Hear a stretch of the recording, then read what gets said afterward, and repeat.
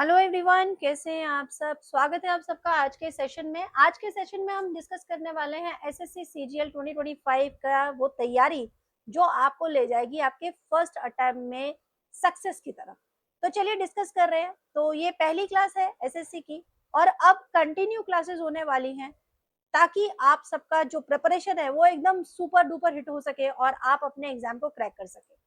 तो पहले मैं सिलेबस में इसलिए जा रही हूँ क्योंकि मुझे मालूम है कि ज्यादातर स्टूडेंट का जो प्रॉब्लम है वो कहाँ पर होता है, जीएस पोर्शन और जीके पोर्शन पे।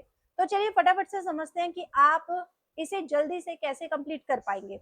आप चिंता मत कीजिए, आपको यहाँ पर कोई भी कोर्स लेना नहीं है, आपको कोई भी किताब नहीं खरीदनी होगी।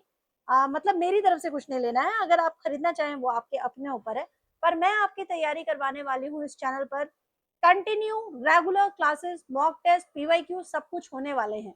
तो यदि आपने अभी तक सब्सक्राइब नहीं किया है तो चैनल को सब्सक्राइब कीजिए और तैयारी शुरू कीजिए मेरे साथ आपकी एसएससी सीजीएल की 2025 की। क्योंकि एग्जामिनेशन की डेट आ चुकी है तो अब हमें कम से कम समय पे ज्यादा से ज्यादा तैयारी कैसे करनी है वही डिस्कस करने जा रही हूँ। तो मैं हूँ चीनू ठाकुर और आज डिस्कस करेंगे कैसे आपकी फास्ट प्रिपरेशन हो सकती है। ऐसे बहुत सारे स्टूडेंट हैं जिन्होंने पहले साइंस पढ़ा है तो उन्हें तकलीफ कहाँ पर होती है कि जब उन्हें ज्योग्राफी या फिर हिस्ट्री पढ़नी होती है। तो आपको टेंशन लेने की जरूरत नहीं है। देखिए हिस्ट्री में आपको क्या क्या करना होता है। हिस्ट्री के तीन पार्ट है, एक है आपका एंशियंट और एक है आपका मिडिवल और एक है आपका मॉडर्न। ठीक है, आपको तीनों पार्ट कवर करने होते हैं, लेकिन ये एग्जाम आपका उस तरह से नहीं है कि आपको पूरा डिटेल में पढ़ना है। आपको जो इम्पोर्टेंट टॉपिक है वही सिर्फ कवर करने हैं।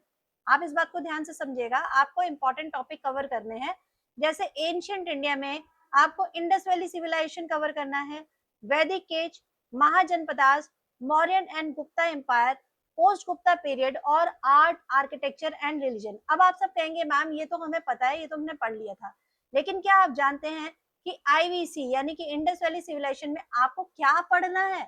उसके लिए मैं आपके साथ यहाँ पर बहुत सारे मॉक टेस्ट लेकर पूरा डिटेल में करवाने वाली हूँ। वैदिक एज में दो वैदिक एज के पीरियड है, एक है आपका अर्ली वैदिक एज और एक है आपका लेटर वैदिक एज। आपको ये दोनों पीरियड में जो इंपॉर्टेंट क्वेश्चन आते हैं वो डिस्कस करेंगे हम लोग। फिर आता है महाजनपदास। महाजनपदास वो पीरियड है जब राजा महाराजा, जो आप लोग पढ़ते हो ना, किंग किंगडम्स और उसके जितने भी पूरा राज्य रहे हैं उनके बारे में जो इंपॉर्टेंट क्वेश्चन बनते हैं वो पढ़ेंगे। फिर आएगा मौर्यन और गुप्ता एम्पायर। मौर्यन में आप जानते हैं बहुत सारे क्वेश्चन हैं जो अशोका के आसपास आते हैं, जो चंद्रगुप्ता के आसपास आते हैं, राइट, चंद्रगुप्ता मौर्य के आसपास आते हैं। और क्या आप जानते हैं कि चंद्रगुप्त जो है वो तीन है? जी हाँ, तीन चंद्रगुप्त हैं आपके अलग अलग पीरियड में। मौर्यन में और गुप्ता एम्पायर दोनों में आपको चंद्रगुप्त मिलेंगे। ये डिफरेंस कैसे कर पाएंगे जब आप क्लासेस लेंगे। पोस्ट गुप्ता पीरियड में आपको वो सारे किंगडम्स आते हैं जो गुप्ता एम्पायर के खत्म होने के बाद आए हैं, जिनके बारे में क्वेश्चन बनते हैं, जैसे सातवाहना के बारे में क्वेश्चंस बनते हैं। ठीक है, जैसे और भी बहुत सारे किंग्स हैं जिनके बारे में क्वेश्चन पढ़ेंगे, वो भी हम अपने मॉक टेस्ट के थ्रू समझते जाएंगे।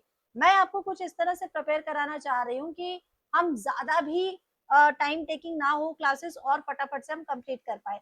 उसके बाद आर्ट, आर्किटेक्चर एंड रिलीजन, ठीक है, जिसमें जैनिज्म, बुद्धिज्म और वैदिक रिलीजन से जुड़े हुए इंपॉर्टेंट डिस्कशन होगा। ये एंशियंट इंडियन का जो क्लास होगा, ये मैं सोच रही हूँ कि ऐसा मेरा प्लान है कि एक ही क्लास में हो सके। वैसे तो ये बहुत मुश्किल है, लेकिन कोशिश करेंगे कि एक ही क्लास में हो सके। और क्लास अगर लंबी हो भी जाएगी तो कोई दिक्कत यहाँ पर नहीं होनी चाहिए आप सबको जब आपने एग्जाम क्रैक करना है। तो अगला हम तैयारी करने वाले हैं मिडिवल इंडियन पार्ट की। मिडिवल इंडियन पार्ट वो पार्ट है जब हम देखेंगे कि जो 8th सेंचुरी तक है, 8th सेंचुरी तक का पीरियड आपका एंशियंट टाइम पीरियड तक रहने वाला है। उसके बाद के टाइम पीरियड में थोड़े बदलाव आएंगे। क्या बदलाव आने वाले हैं कि जो इन्वेडर्स हैं, जो बाहर से आक्रमणकारी हैं, वो भारत में आने शुरू होते हैं। सेंट्रल एशिया से आक्रमणकारी आएंगे, ठीक है, जिनके अटैक होने इंडिया पे शुरू होंगे। हम तराइन का बैटल यहाँ पर देखने वाले हैं जो कि बहुत इंपॉर्टेंट है और डिसिसिव बैटल भी रहने वाला है। उसके बाद दिल्ली सल्तनत कैसे यहाँ पे अपना कब्जा जमाता है, उसके बाद मुगल एम्पायर कैसे आएगा।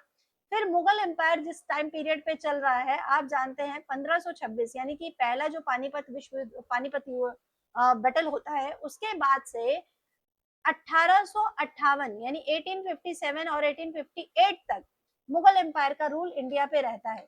वीक होते जाते हैं लेकिन फिर भी रूल रहता है, बट 1858 के बाद यहाँ पर ब्रिटिश गवर्नमेंट आ जाती है।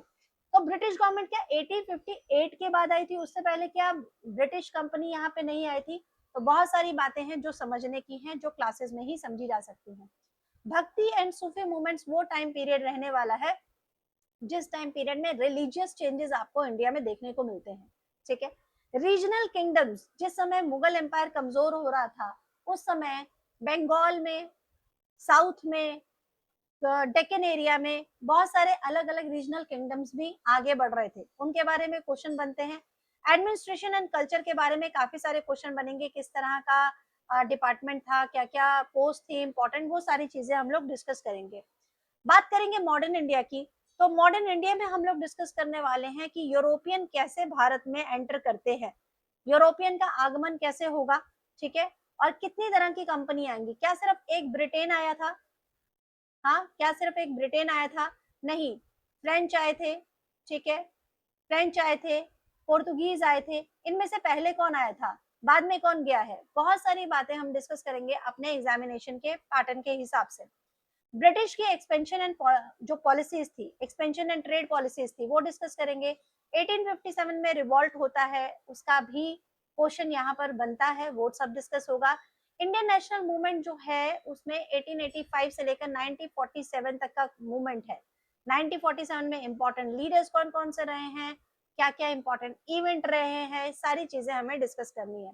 Then social and religious reform movements जो हैं वो भी बहुत इंपॉर्टेंट है यहाँ पर, जिसमें आपको स्वामी विवेकानंद जी, राजा राम मोहन राय, ज्योतिबा दास फूले, ज्योतिबा फूले, ठीक है, और बहुत सारे हम इंपॉर्टेंट लीडर्स के बारे में भी यहाँ पर डिस्कस करने वाले हैं। Then will talk about Gandhi, Nehru, Subhash, ठीक है, सुभाष चंद्र बोस, तो इन सब के बारे में भी डिस्कशन हमारा मॉडर्न इंडियन हिस्ट्री में रहेगा। तो इस तरह से ये हमारा हिस्ट्री का पार्ट है, ठीक है। अगले नेक्स्ट वीडियो में मैं आपके साथ डिस्कस करने वाली हूँ कि हम ज्योग्राफी में क्या पढ़ने वाले हैं। वीडियो पसंद आए तो लाइक जरूर कीजिए और क्लास को रेगुलर ज्वाइन कीजिए। सिर्फ आपको अपनी अटेंडेंस लगानी है, आपको बताना है कि आप इस एग्जामिनेशन के लिए प्रिपेयर कर रहे हैं, उसके बाद का हार्डवर्क मेरा रहेगा। So all the very best, और हम लोग जल्दी ही मिलने वाले हैं ज्योग्राफी के सिलेबस के डिस्कशन में।